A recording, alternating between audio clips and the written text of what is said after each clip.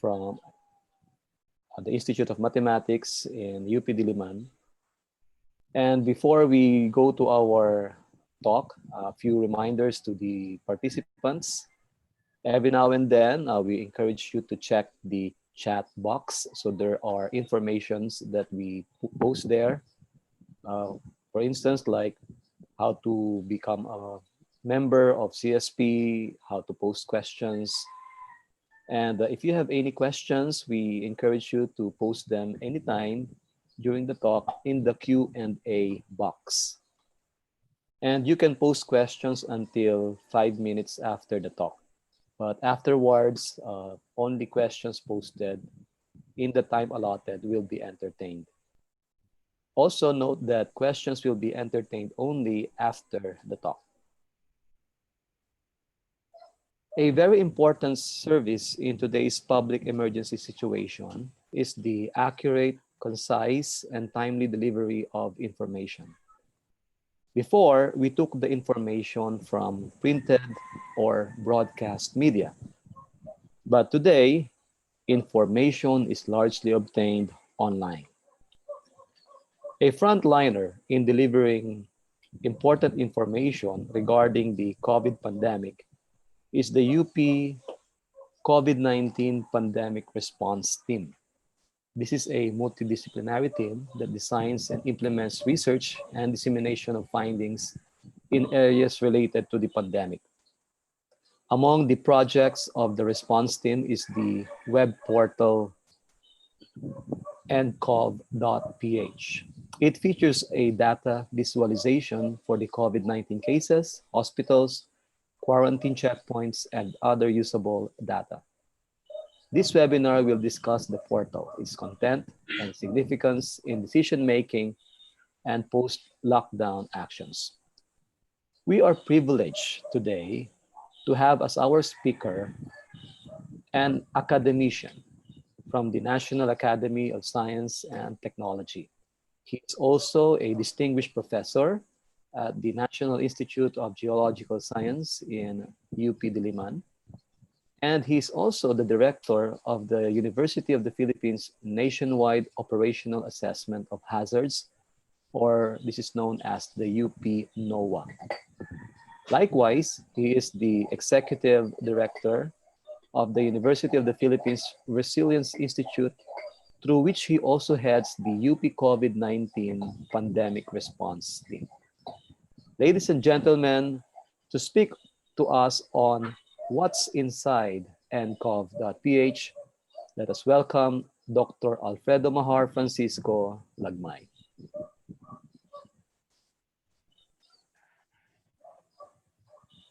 Hello, everybody. Morning, sir. Good morning. I'm just trying to get the PowerPoint presentation, but anyway, it will be about what's inside endcov. So here I'll be sharing the PowerPoint.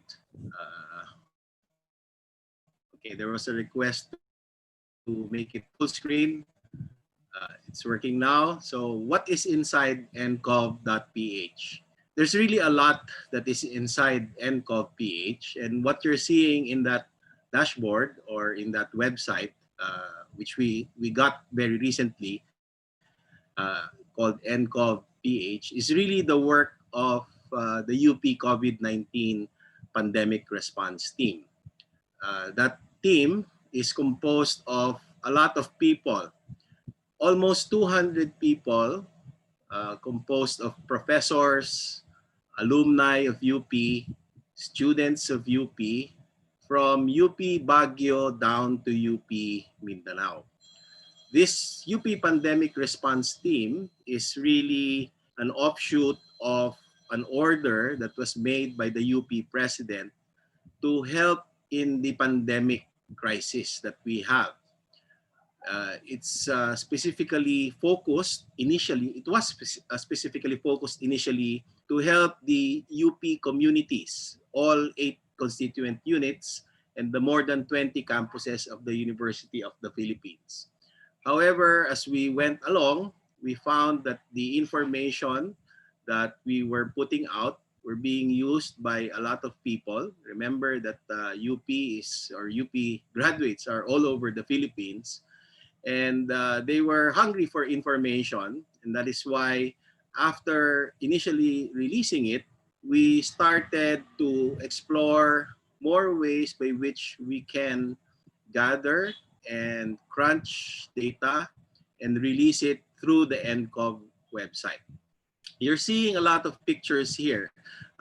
You might want to see the picture or the photo of EVP Ted Herbosa, who issued the memorandum and is also the head of the UP Pandemic Response Team, along with myself, whose job as Executive Director of the UP Resilience Institute is to build resilience in the country. There are also pictures here of some probably professors that you know. I could see Peter Clayton of the Statistics Department. There are pictures of people from IMAT, the Dean of the College of Science, Joma Rabahante of UPLB. We also have Darwin Bandoy of the Epidemiology Department of the UP Veterinary Sciences. He is now in the University of California, Davis. I may have made a mistake in saying the department, but the real point that I'm trying to make here is that the work that we have is a very, very big group from the entire University of the Philippines system, which was made an order to us to collect and gather all of these minds by the UP president, Danilo Concepcion. The work that we have is truly in this transdisciplinary. It is not just multidisciplinary, wherein there are certain disciplines, like for example, fields of specialization that have experts that work together. It goes beyond that. It is more than that, not just interdisciplinary, wherein several fields of specialization from different subjects work together. It is not just the social sciences whom we work with. We also work with the LGUs. In fact, we have been working with the Disaster Risk Reduction Management officers or offices through a DILG memorandum that was issued on, if I'm not mistaken, March 28th. If I'm not mistaken, it could have been April 28th. Nonetheless, the point there is that we are working nationwide, working with 1,634 LGUs of the country. And they've been giving information at barangay level that gives us granular data. Of course, we all know that the internet is, however, despite that disadvantage or that handicap, we were able to get all of the contacts of all the DRR officers nationwide, and they have been trying to input with all, probably about 60% of their. In that aspect, I would say that the work that we have is truly transdisciplinary. We also work with NGOs. So in summary, we are working with NGOs, the government, because the head, EVP Ted Herbosa, is part of the NATF as the medical advisor. We have also been invited to the IATF sub-TWG on anticipatory planning and forward planning. Those are the NGAs. We have been working with experts from, it's not just UP Diliman, nor is it just for the universities of the Philippines, universities of UP in Metro Manila. but we are really working with a lot of people. And all of these are ad hoc, and all of the people who are involved are volunteers. And I think that is truly commendable because you don't need money to serve the country. All of these people are, I think, are in the service of the Filipinos, uh, volunteering and doing their work without any compensation. That is remarkable, I would think. And I would like to take special mention of the fact that there were a lot of computer science students and alumni. The reason why I'm saying this is because this talk was hosted or is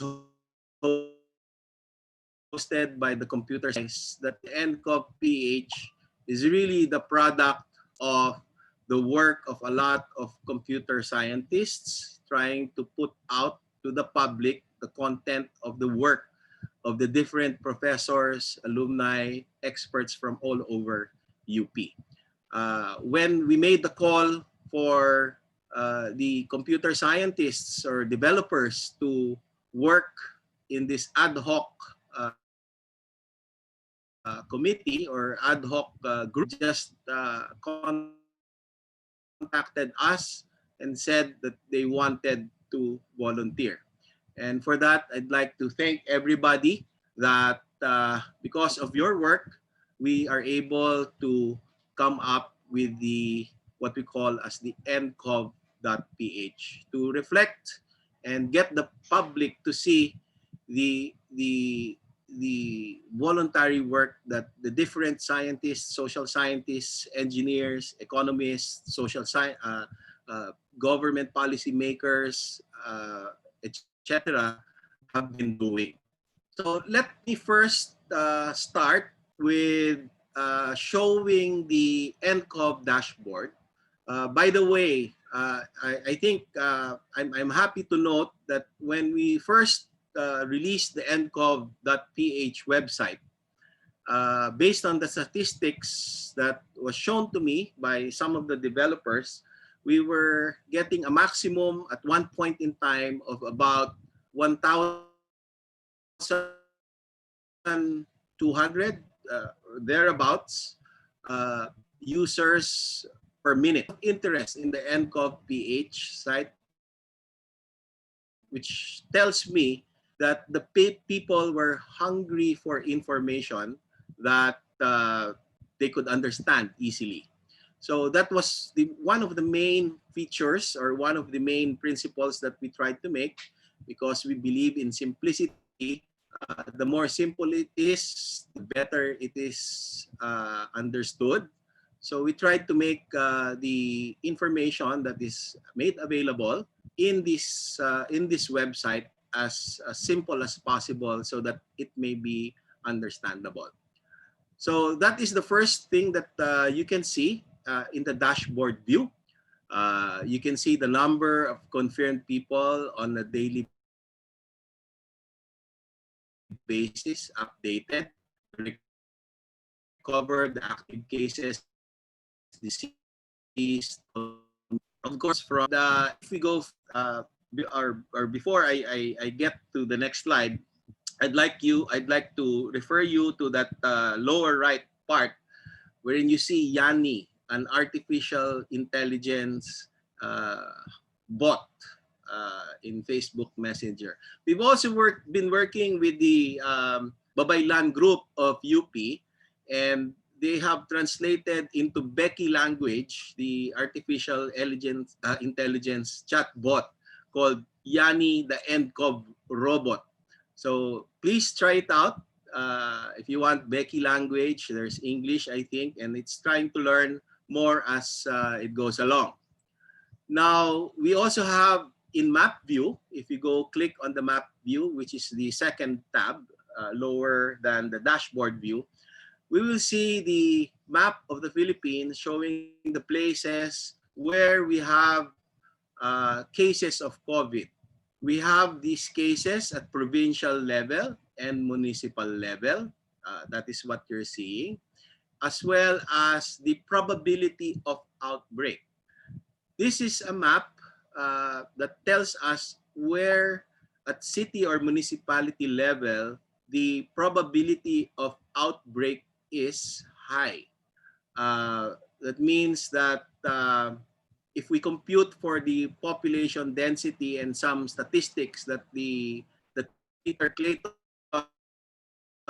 made, and we try to make a ratio of cases over the threshold value, which is dependent on the population density, we will be able to see statistically, which is actually based on certain papers that were published previously, see in a map of the Philippines where the places are likely to have a probability of outbreak. We tried to suggest this to IATF as a basis for trying to determine metrics on whether or not to transition from ECQ to GCQ. I'm not sure if this granularity was used, but judging from the way that we have transitioned already recently, especially last June 1, wherein everybody was put into GCQ, I would imagine that this one is not followed anymore. But initially, what was followed, I think, or what was very similar to the IATF decision was this probability map. This can be used as well by LGUs to complain. For example, if the IA said that they are supposed to be on ECQ or GCQ or MGCQ or whatever it is, according to what they know, their active cases is not that high. So there's this chance to certain type of quarantine based on the science. So we've been trying to do it at more granular level. We have been exploring the barangay level hotspots. We do have data from the Philippine Statistics Authority. But so far, despite the efforts of everybody, the mappers, the statisticians, the mathematicians,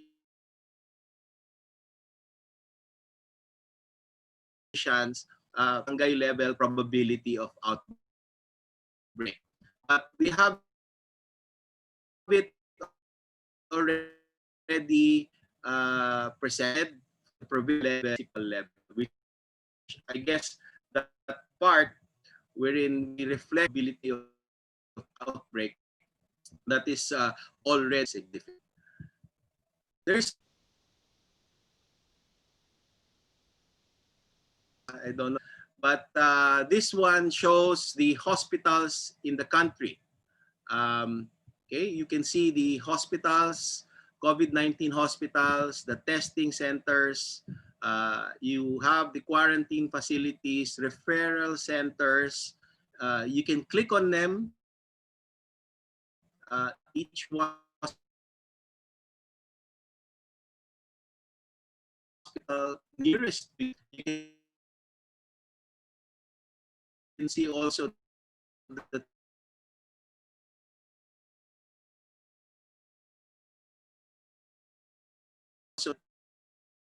you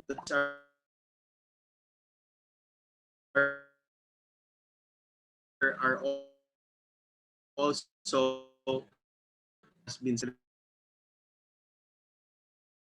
referrals it looks, you'll find its location, you'll find the contact numbers, the email, and the capacity that it can take with respect to getting or accepting COVID-19 patients. Now,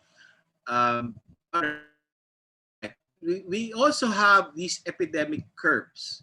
Epidemic curves, according to the scientists in the pandemic group, is one of the basic things that we need to reflect to get the people to know what where we are with regard to COVID-19 crisis. And you can see these graphs. There are two panels there. One is the time varying reproduction number of the Philippines, which is computed based on publications that were made. I don't remember exactly who the authors were and published, but according to our statistician, this is very, very important because it tells us how an LGU or how the country is handling the crisis. And the goal really is to have a time varying reproduction number of 1.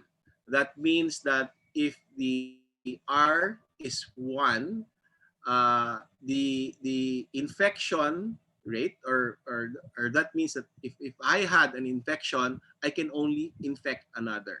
And the goal really is to have it 1 or below, because that way our hospitals will be able to accommodate all of the patients and take care of the patients that are infected by COVID-19, as well as the other patients that we have on regular periods or normal periods. And then we have epidemic curves of the Philippines. I was told again by our epidemiologists that this is very, very important.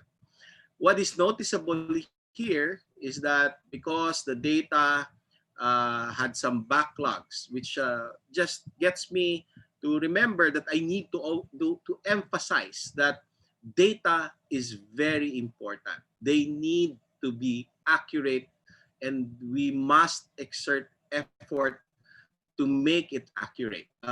There are no excuses here, and we should not belittle uh, errors.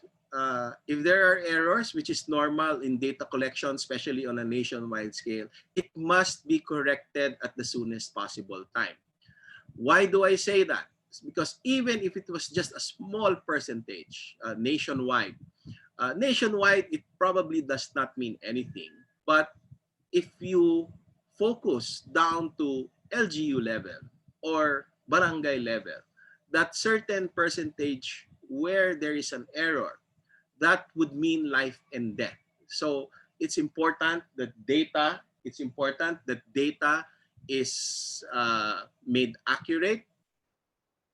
We recognize the difficulties in getting data on a daily basis, on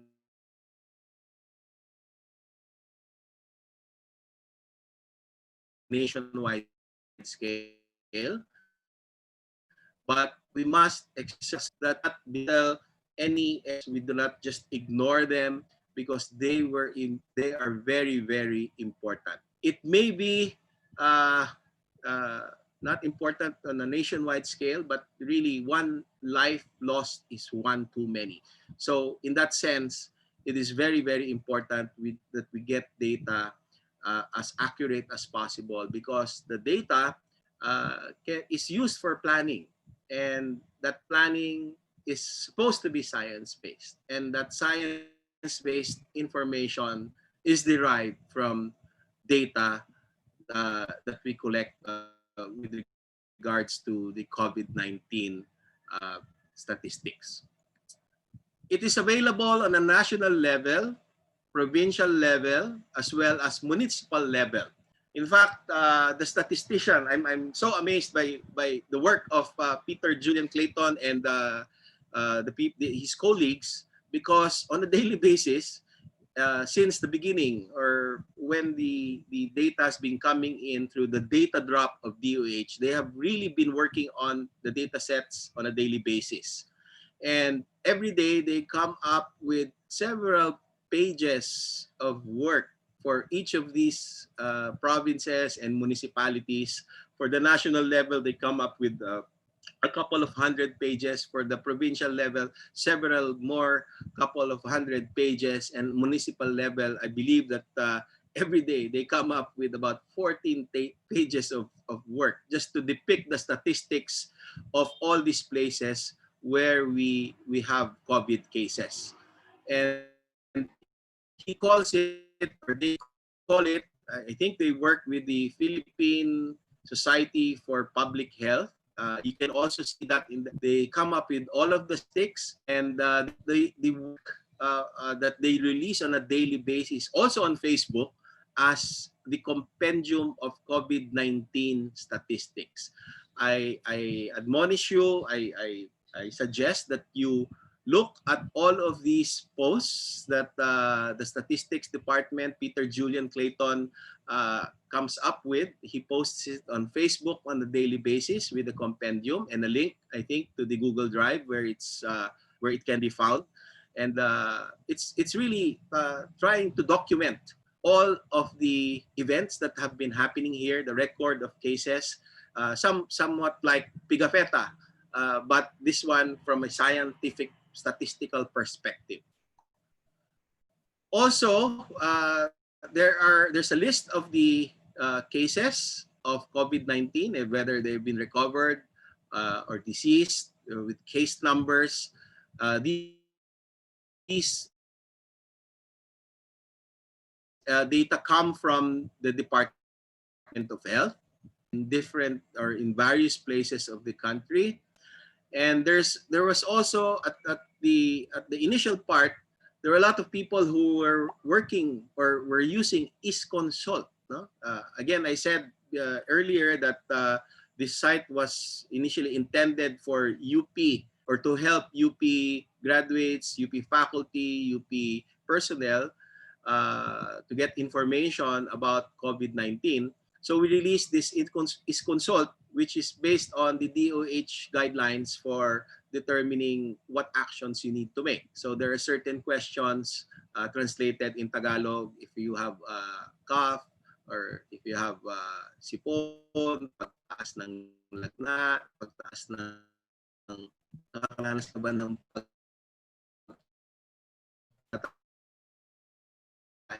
sorry. If you need a doctor. For contact tracing, by the way. And I believe that there are many groups in UP, including those in computer science department. They've been trying to message me that there are about 3 groups that have been working on contact tracing nationwide. In the NATF, I've heard there are about probably 10. There are so many people trying to contribute, trying to offer their services, including contact trace app development. And I believe that all of these apps should be used, not just one. Collect all determines what is most the mostly check all them in the centers. Now, apart from that, we can also see the donations of Bayanihan na. We've been working with the PGH. They've since transferred to the work of the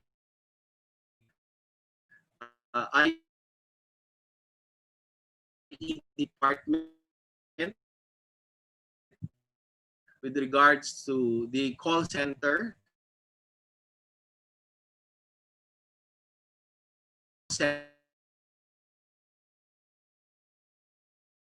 Center, HPG, working with the private group as trying to present public information, the work that all of these UP faculty and volunteer alumni students have been working on. PsychServe, of course, we know that there are mental health issues.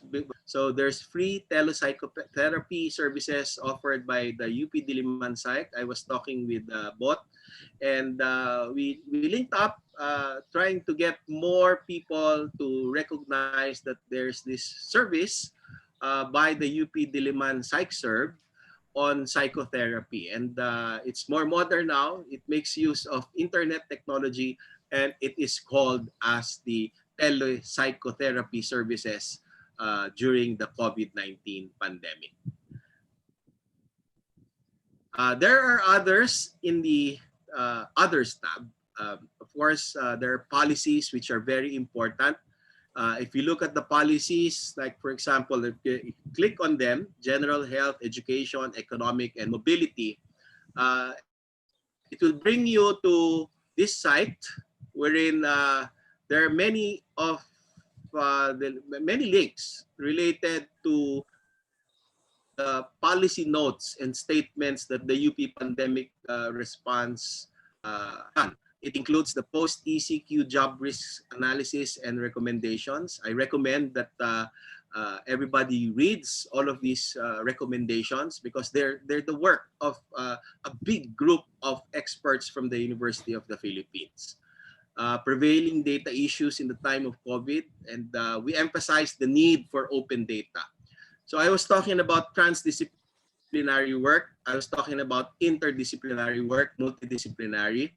If we are to make all of this work, because the Sendai framework on resilience says that we have to be science-based and we have to work as a whole of society. And when we talk about multidisciplinary work, they must share the data. But when we talk about interdisciplinary work, where we expand and get the social scientists or economists to come in, they need to share the data again. We talk about transdisciplinary work, we further expand it, wherein we work with the LGUs, we work with the NGAs. Again, with that, we need to share data. The reason why we need to share data is because we need science to work. We need to follow science. No less than the president said that it should be science-based. So with science, we always say that, well, based by definition rather, the science must be replicable. If you are to replicate science, the method should be clear and the data should be available as well. So to be able to do those work and for it to be really science-based, you need to open up the data. That is just following the definition of science. And of course, open data is also needed apart from what I just said. It's also needed because in communicating information, in communicating data or information related to COVID-19, you need to develop trust. It is public trust that is needed. And to be able to build that trust, you need to have science to be trustworthy. You need to follow the definition of science. And to build public trust, you need to open up the data. That is what we have been trying to emphasize since a long time ago, which is very, very important for resilience. We need to get all of the data sets together, not just for health-related issues. We need to get data sets from various agencies, from scientific agencies or the agencies like the PSA, agencies like whatever agency that you can think of, because disasters and resilience has everything to do with all sectors of society. And to be able to build that trust, to be able to build that best science for the public, you need to open up the data and share the data so that we can develop the best products and put it in the forefront of battle against disasters. I was a bit carried away there, but I'd like to continue with the others, like the media briefers or media articles, pandemic shines light, social interactions of post-ECQ. We have the UP COVID pandemic response team, a briefer on how an epidemic happens, estimating local healthcare capacity, ECQ about suggestions on graduated activation and recommendations afterwards. And there are others. You can also find them as flashcards. For example, flashcards in English, Aklanon, Bicol Central, Ilocano, Filipino, Cebuano, Waray Samar, Waray. There are many others. We've been working with a group of volunteers, artists as well, graphic artists as well, who've been translating that. This one is an example translation in, I think, Aklanon. Ikamay, I do not understand this, but it translates all of the versions in English, I think, or Filipino that the pandemic response team. So it's really working together, and by working together, you really are able to bring forth that forefront of battle against COVID, because COVID works very fast. It spreads very fast, and we need to be faster. And we can only be made to be faster if we are able to cooperate, collaborate, and share the same data sets. That is how we fight COVID. Not just multidisciplinary, not just interdisciplinary. It must be sharing and collaboration and cooperation. Some more examples of flashcards. And I think this is one of the last, if not the last slide that I will be showing. Of course, the science is very important. But again, it's not the only thing that we need to use. We must look at it in a bigger perspective, a bigger framework. The science is Special very mention ng important, ano. but we also need to get the people to Special embrace the mention ng science. Institute And of for Math. that, we need the psychologists, the sociologists, the economists, the anthropologists. We need to get the people, the artists, the sculptors, the musicians, everybody must be working together. Now, during the COVID, you've been seeing a lot of Zoom songs, Zoom instruments being played and distributed through Zoom. That is how music is used to build resilience. Uh, it does not end there. There are many ways by which we can do it. And by working together, we are able to get the best solutions to solve a very, very big problem that affects all of us. And that is the COVID-19. A lot of interdisciplinary and transdisciplinary work. We are able to bring out the best in UP, and all of that is reflected in the endcov site. That is what is in the endcov.ph. Thank you very much. Thank you for that very informative talk, Dr. Mahar Lagmay. So to everyone who have concerns or questions, you may write your questions in the Q&A. And we also have an evaluation. So we request that you fill up your honest views on the webinar. So before we go to the question and answer portion, we first have some announcements. We apologize the talk of Dr. David Marshall after this talk is postponed because he has to attend to some family emergency. But aside from that, we also have a continuation of webinars next week.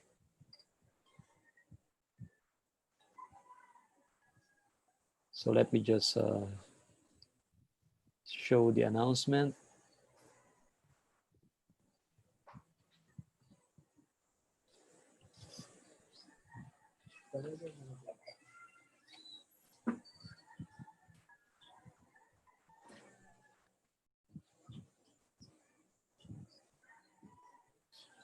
Okay.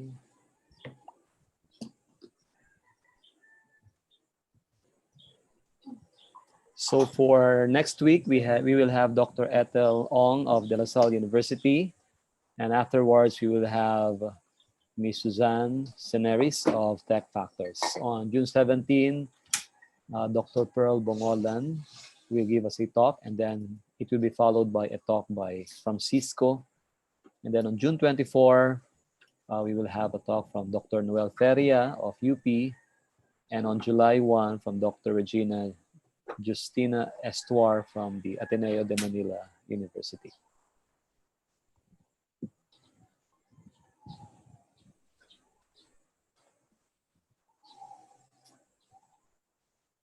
Okay. Dr. Mahar Lagmay, Dr. Sir. Hello. Yes, Sir, we have some questions I'm for here. you. Uh, Okay. you may also see the questions in the Q&A part, but I will just read them to you. But Okay. before we Thank you. go to that, we would like to acknowledge our participants. They come from all over the country. And also we have some participants, I think it's already the second time that we have participants from India. So this is like a starting to become a multinational webinar series. So for our questions, this one is a question raised by Mr. Raul Moldes from Cagayan de Oro City. Is it correct? Is my impression correct that all the data posted in endcov.ph come from the Department of Health? Well, yeah, that's true. The data, as of the moment, comes from the Department of Health. However, the analytics, the processed information comes from the work of the UP Pandemic Response Team. But that is true. We try to reflect what is the in the DOH drop, data drop. It is analyzed, and except for some others, there are some hospitals. The work of I think that's the work of the the Department of Engineering, geodetic engineering. There was the site there wherein the data from various hospitals are collected, and that work was funded by PSHERD with the UP Geodetic Engineering Department. Not all. There are some, for example, the economic data, they don't come from DOH. The economic analysis, some of the policies may have been derived from the analysis of the DOH data, but they are really processed information from various sectors of society and various agencies. So mainly, they are DOH data. That's how it's supposed to be. Oh, that's how it's supposed to be. Okay, sir. Thank you. Sir, medyo nagcha-choppy lang po kaya. To be. And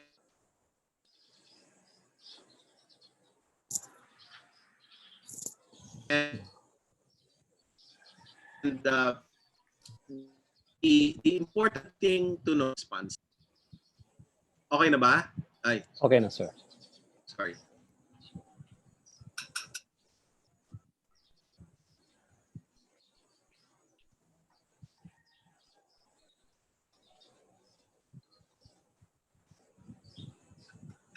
Hello, sir. Naririnig niyo po ba ako?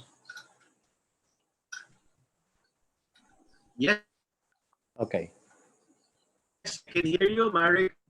Okay, thank you, sir. Sir, can I go to the next question?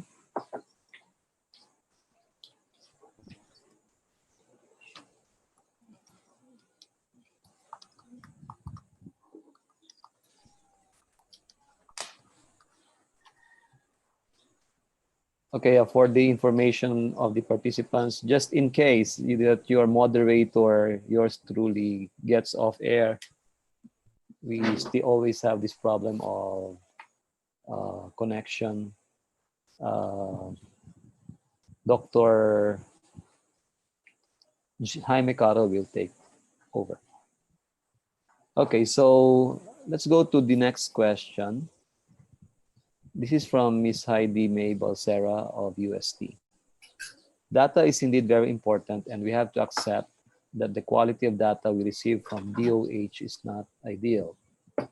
Dr. Jomar Rabahante of UPLB mentioned using other aspects of data, not just the number of new cases, to create models and develop decisions and suggestions. What other factors does your team take into consideration aside from the number of cases and their location?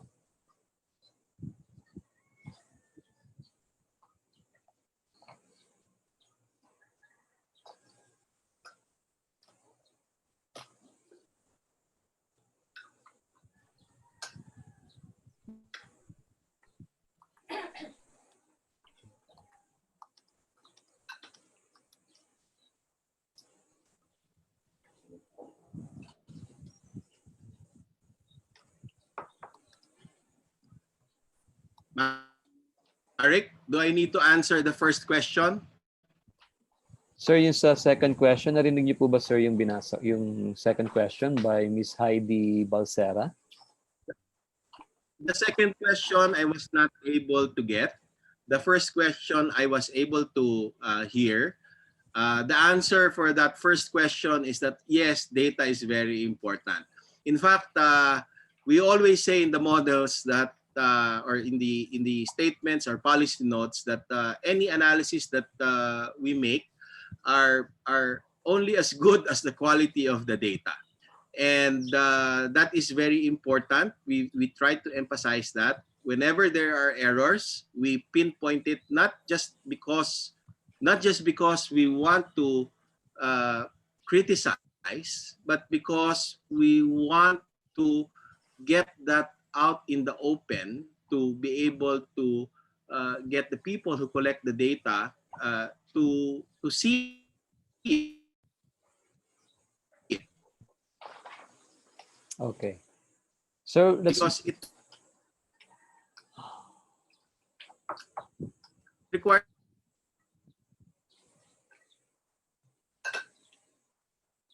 time to look at all of these and so it's so it's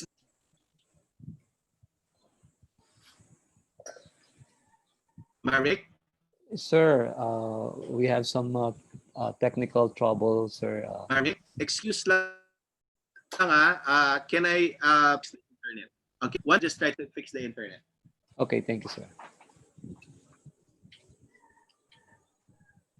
Okay, so while Dr. Mahar is attending to these technical concerns, a quick reminder to our participants, we encourage you to join the Computing Society of the Philippines.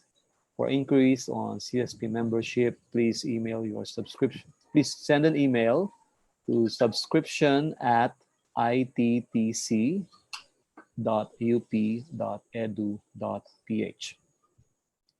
Also, there I'm is a YouTube. back, Marek. Sorry. Yes, sir.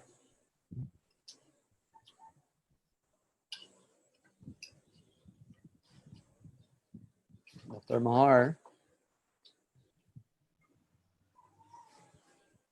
Yes, I'm back. Okay, sir. So I'll proceed directly to the questions again.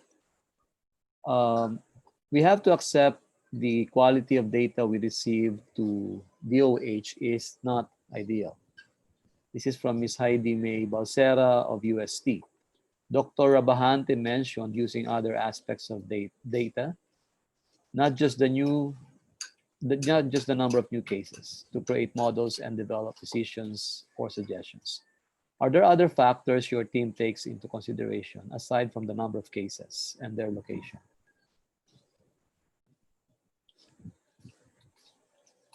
I think that is a question that's supposed to be addressed to that last question that is supposed to be addressed to the people in the pandemic response team. I'm just the supervisor for all of the work that the UP pandemic response team has been doing. The question came, or the second question came from Joma Bahante, who is one of the star players of the UP pandemic response team. He's from UPLB, a UP IMath graduate and a bioinformatics expert. Maybe Joma Rabahante who's in this webinar that. But before, since Jomar is not answering yet, maybe I could also mention that we have been trying since last week, I think, or 1.5 weeks ago.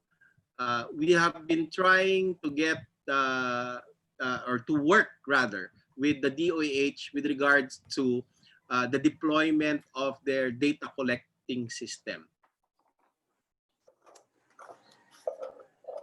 As early as 2 months ago, we already work at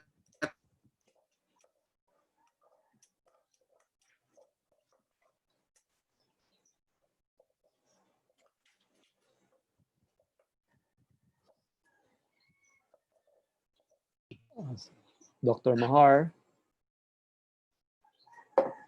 Okay. Through PDF and having it signed from each level, from the region to the national. Marrick? Yes, sir.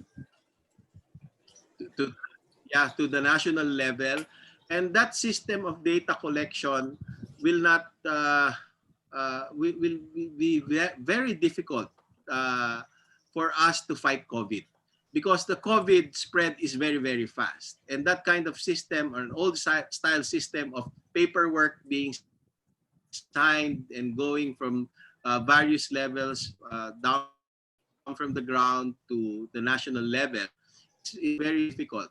And that is why we're very happy that with the World Bank, so with the World Health Organization, uh, this software application called COVID Kaya, and it's supposed to address that problem, from paper-based reporting to more technologically savvy reporting.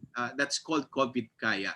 And they launched it quite recently, but we've advised them to transition also gradually, because we cannot just let go of the old system and replace it with a new one. We must test it first through a gradual transition and see how the data collection system works.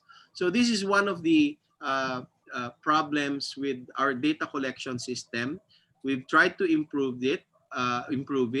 I'm happy that DOH has been consulting many other groups now, including the UP Pandemic Response Team. They're very open to cooperation, to help.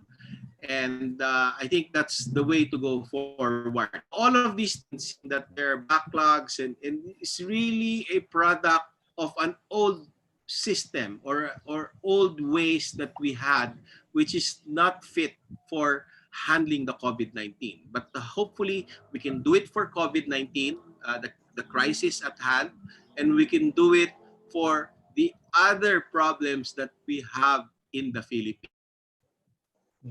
Yeah, that is really a big challenge because Because if we computerize, we digitize, yes, yeah, it's a big challenge. We have to look at open data, digital form, cross-platforms, and it's easily accessible to everybody. That is what is needed. Okay. So another question. This one comes from Mr. Hanamel John Inocencio of the Asian Institute of Computer Studies. Is there a possibility that the data from site can be breached by any unauthorized person? And how did the team come up to secure the site? The security, we have to ask the developers for LU data collection. We do follow the data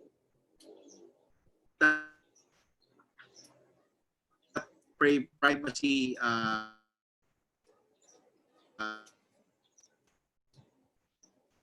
laws.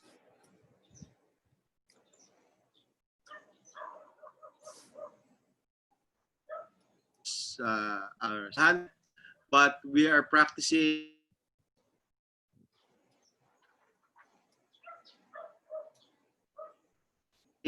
or trying to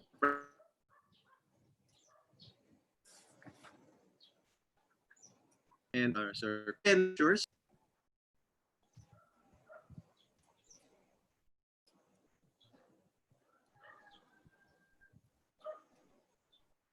Marrick? Sir. Yes, sir. Sir, medyo choppy po ulit tayo. But just go on, sir. Can we hear again your answer?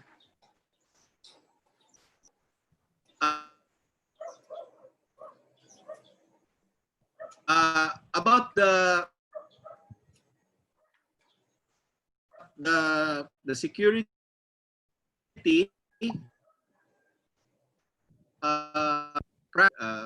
on data, and with regards to breaching, of course, even the best security systems, the best platforms can be breached. And I can't totally say that we cannot be breached, but we are trying to get the security measures, or we get security measures in place. Okay, thank you very much, sir.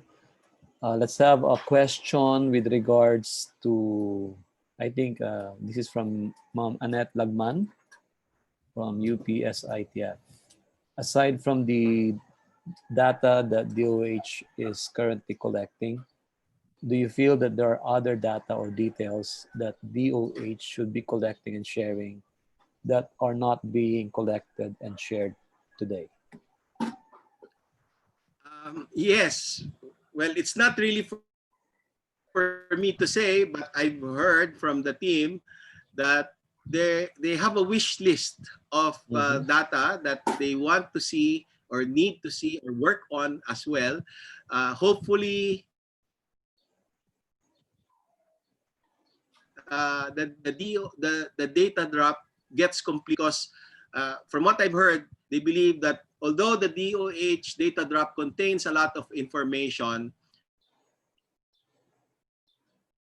there are still certain data, and they want, if possible, to be able to see that in the DOH data drop.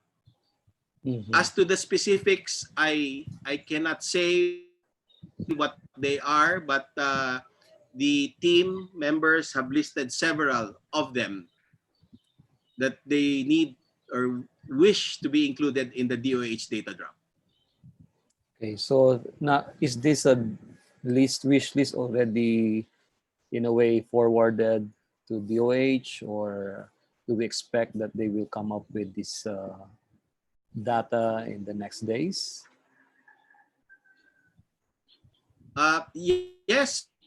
In fact, as I mentioned earlier, we have been trying to work with DOH. The DOH has actually reached out already in the past week or two, and we've been trying to help them. And one of them is trying to get the data sets available to us as well, including those in the wish list, and also to use that data, those information that will be processed in the review process of the analytics being used by the government.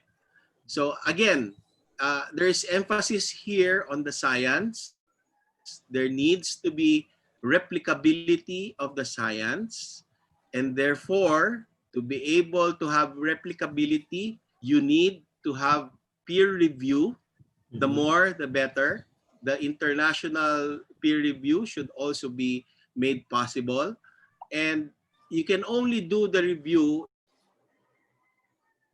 if the data sets are open to the better, because that's how science works. That's why when we publish, we get an international pool of reviewers.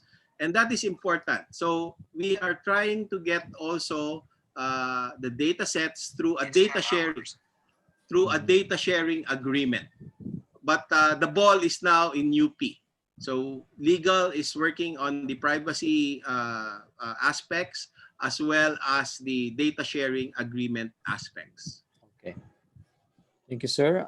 The next question is by Ms. Rowena Bardiaga of PSU Lingayen. The confirmed cases continues to increase based on your graph.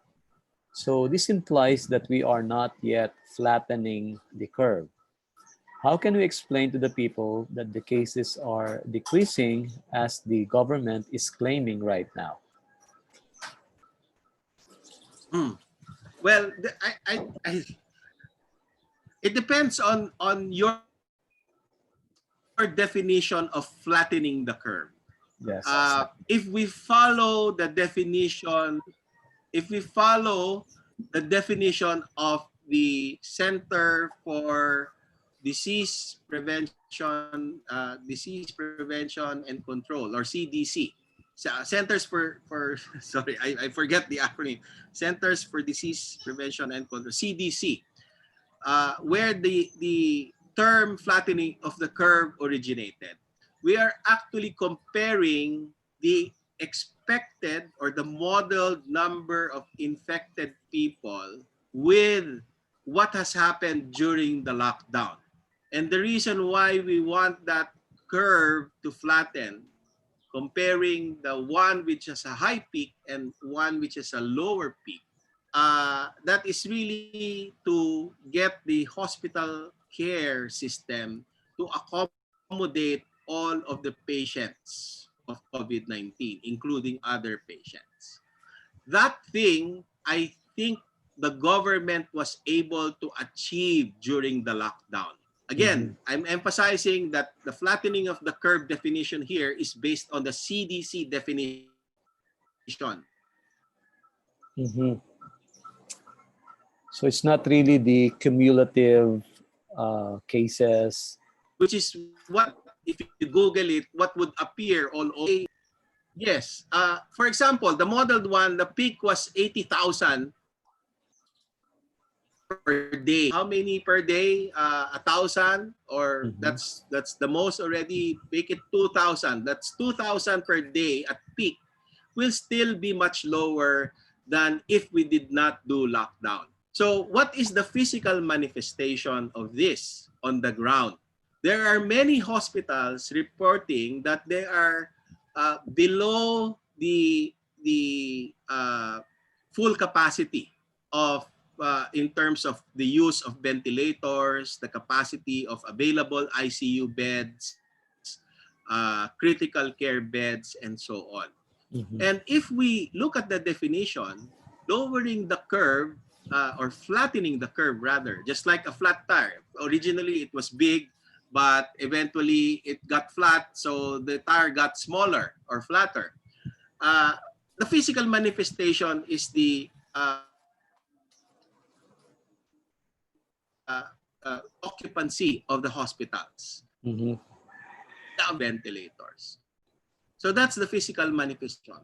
Now, there are other definitions of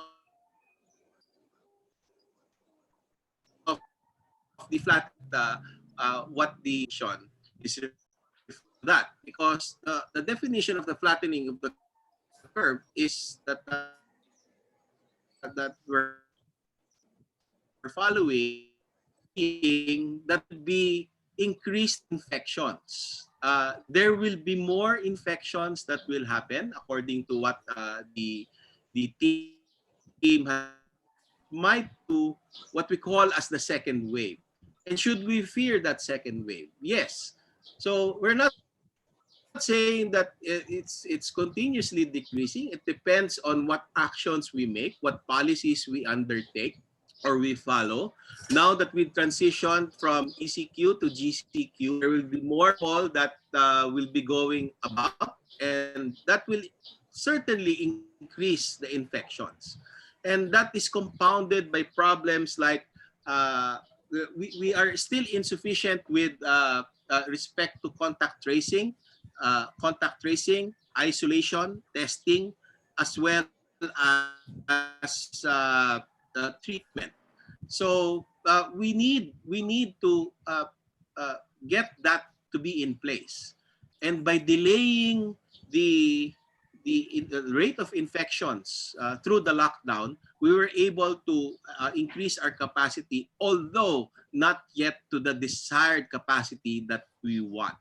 So Mm-hmm. it's very, very important that we work together, we build that capacity, because now that we are into GCQ, there are more people that are mobile, there are more people going around.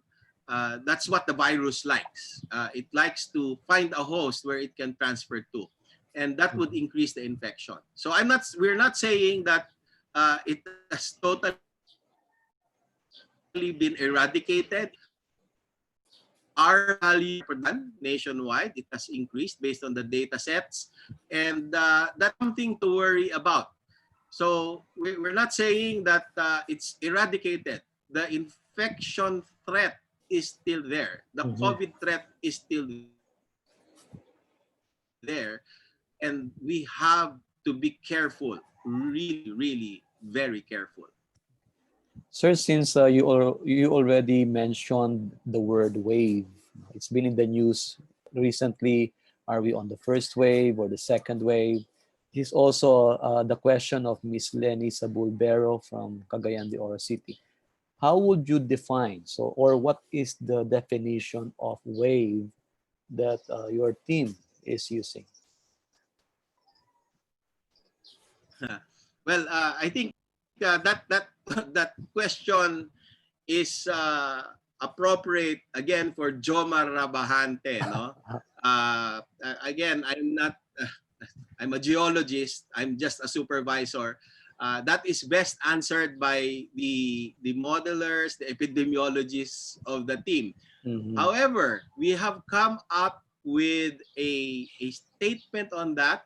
I would like to recommend that the person who asked and the audience to look at the briefer that we came about. It was written by Mary Grace Dacuma, an epidemiologist, a graduate from the London School of Hygiene and Tropical Medicine, and he defined what an epidemic wave is. Mm-hmm. But just from myself, no, based on what I've heard, the three imported cases that we are referring to are imported cases. So in the statement of Mary Grace Dacuma, she did not include those three imported cases as part of the epidemic wave. So they may Mm-hmm. have been index cases, but nonetheless, they are still imported cases. And some of the guys in the team say that, well, the second wave is really not an epidemiological term. It's a term that is being used for public communication, according Mm-hmm. to Jomar Rabahante. And the team really says that the wave that we are in, at least when that controversy arised, was the first wave. And now the time that we have transitioned to another type of, we are to expect a second wave. Mm-hmm. Okay. Sir, I think this question is more on the resiliency side.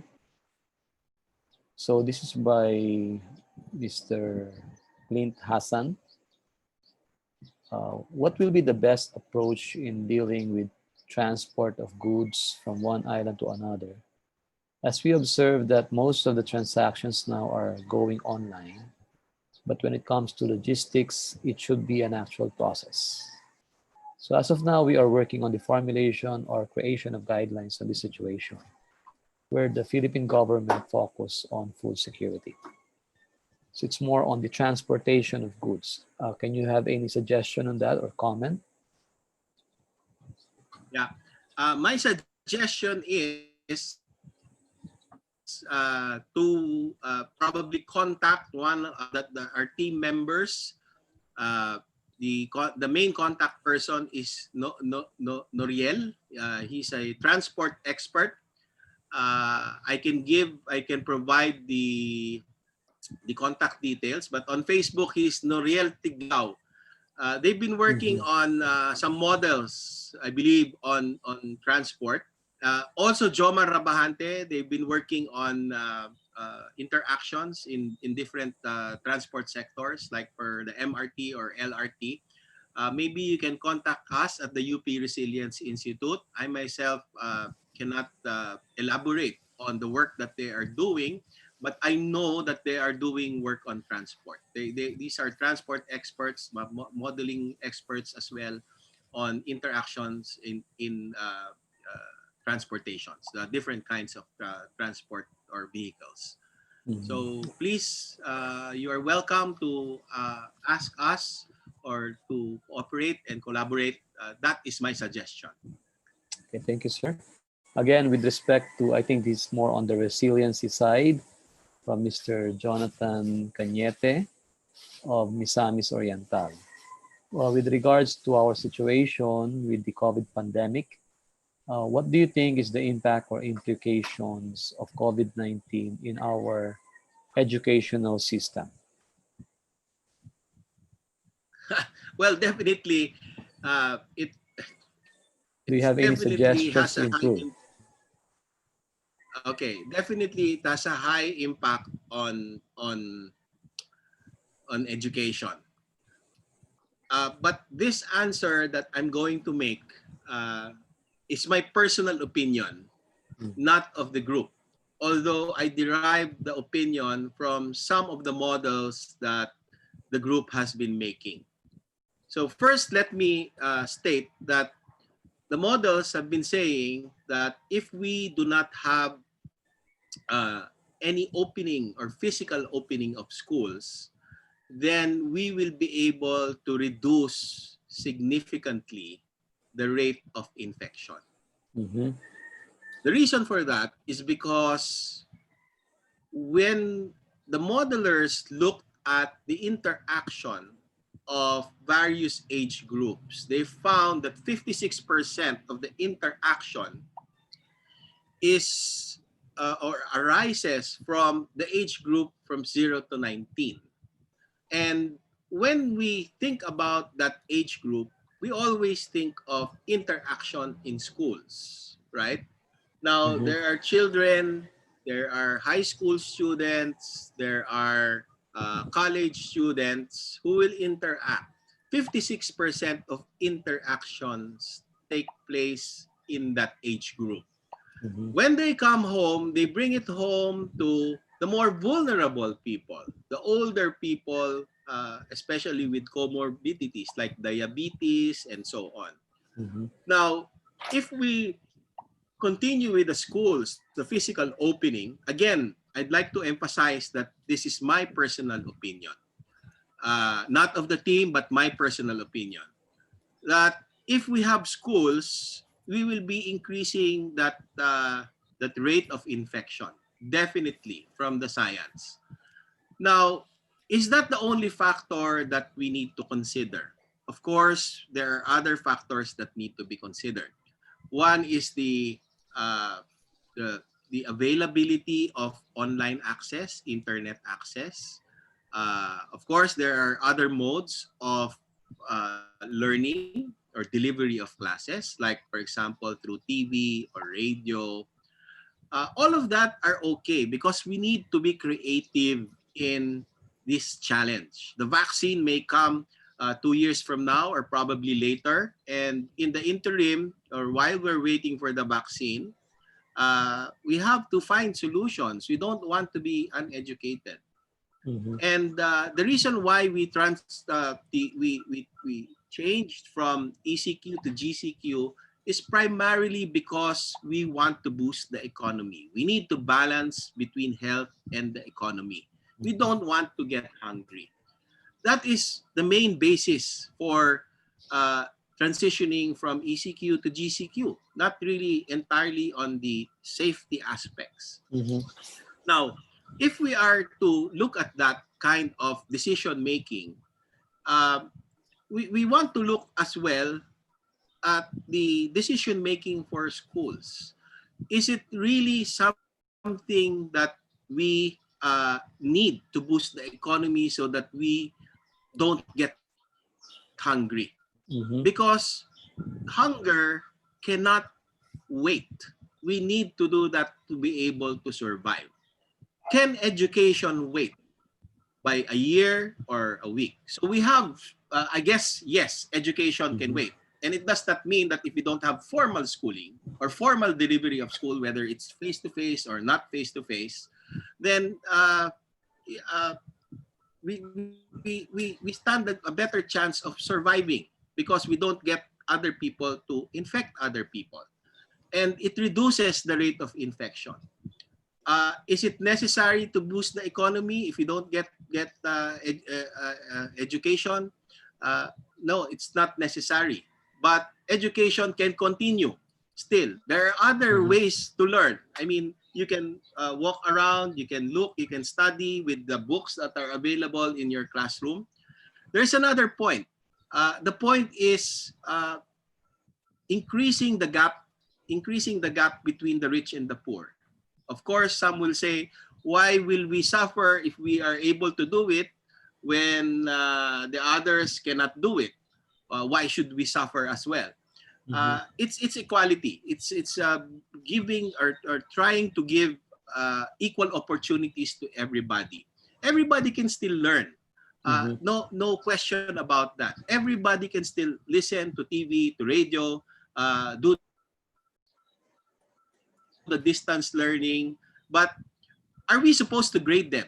Because if we are supposed to grade them, give them exams and give them grades the way we used to do it, then there will be inequality because some will have better access to the resources than the others. Apart from that, there's also some difficulty in trying to get these alternative solutions, like Mm-hmm. for example the offline internet access through Raspberry Pi or something. I believe that those are very creative solutions and they need to be pursued. But I think also that the next 6 months should be used to practice and dry run all of these suggested solutions Mm-hmm. and not grade the children wherein some will be at a disadvantage.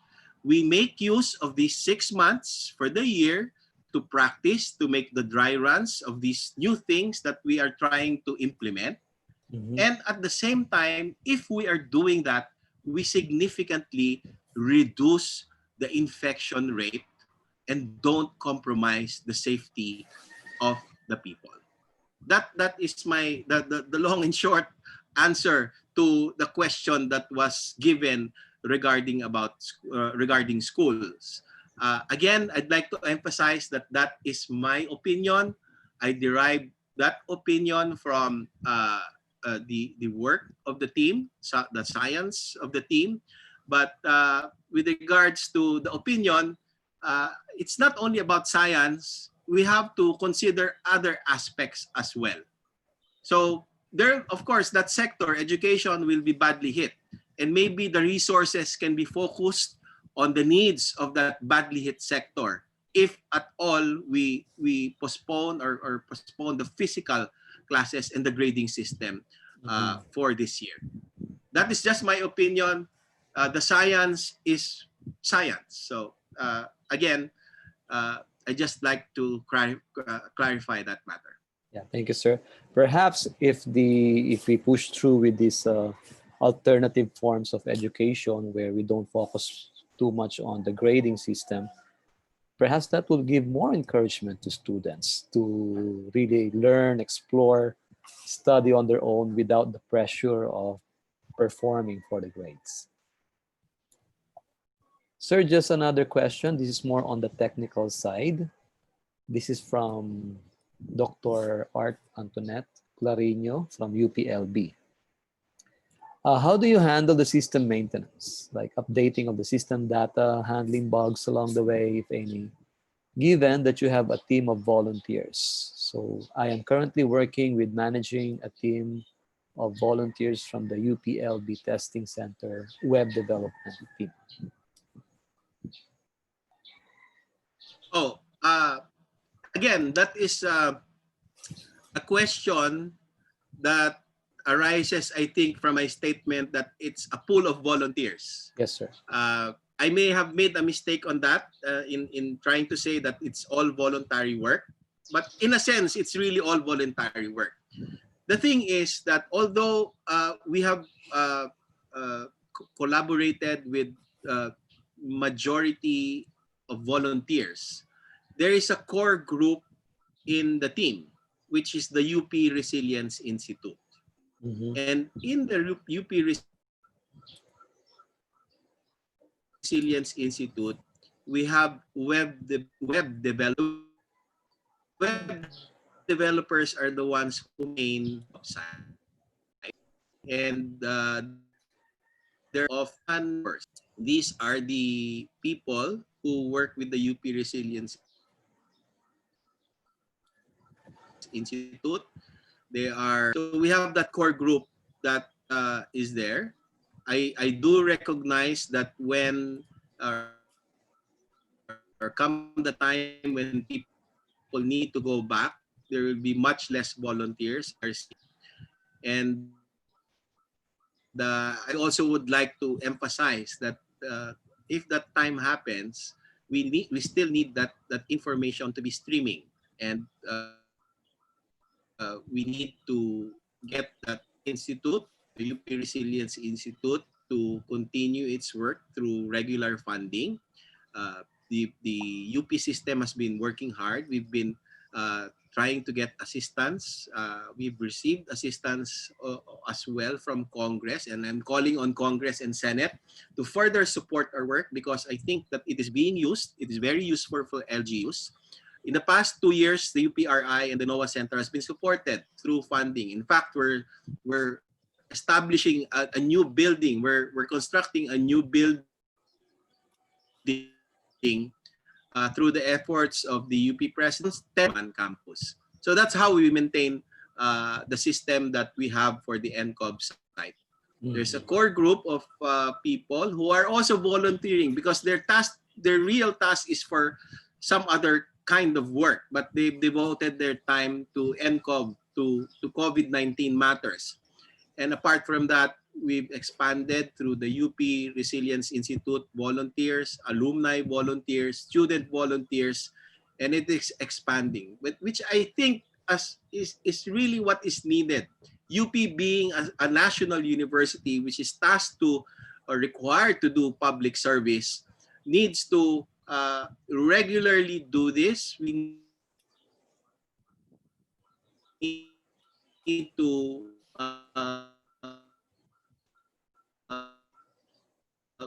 meet up, cooperate,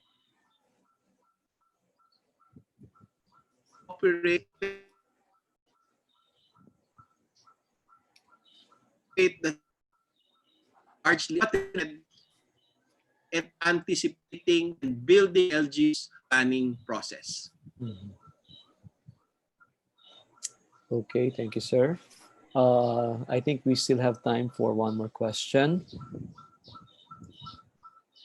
This is related to the question of Mr. Ranjan Das from India. So in your models, do you have some data on the implications of the pandemic on the country's economy? And from that data, do you see any long-term impact of the pandemic? We do have a team that we work with that they come from the UP School of Economics. One person that we've been working closely with is Cielo Magno, and I think Toby Monsod is working with Cielo Magno. We came up with a statement on some economic implication. These were recommendations for post-ECQ activities. We were able to identify, they were able to identify the jobs and the work that have a high impact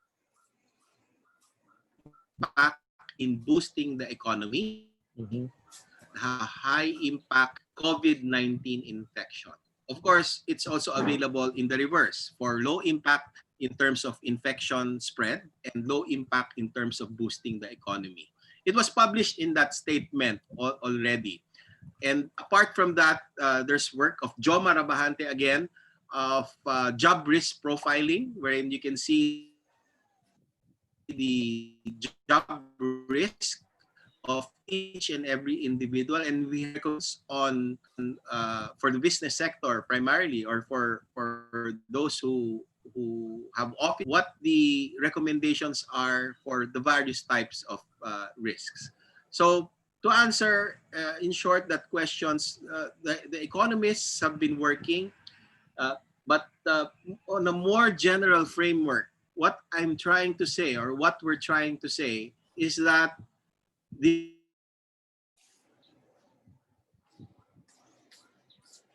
work at hand for handling the COVID crisis is not the impacts of COVID-19 affects all of the sectors of society, including transport, energy, health, the environment, uh, uh, tourism. All sectors of society are affected. So the information that must be processed, the data that must be processed should not only be health data, but should be integrated with data from the other sectors.